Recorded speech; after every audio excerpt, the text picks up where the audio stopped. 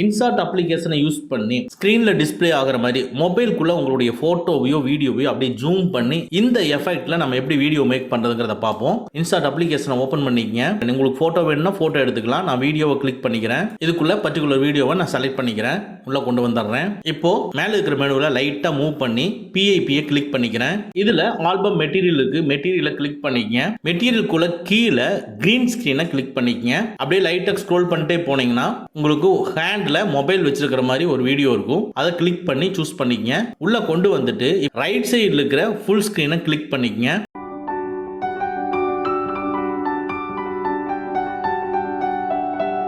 So இது full ஸ்க்ரீனில் இப்போ வந்துருச்சு.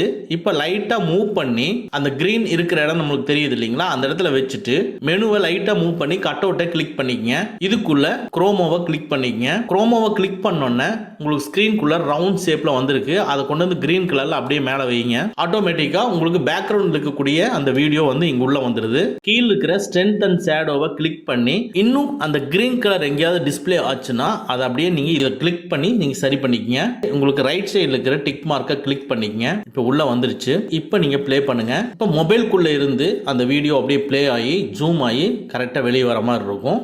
இதை அப்படியே நீங்க எக்ஸ்போர்ட் கொடுத்து நீங்க எக்ஸ்போர்ட் பண்ணிக்கலாம்.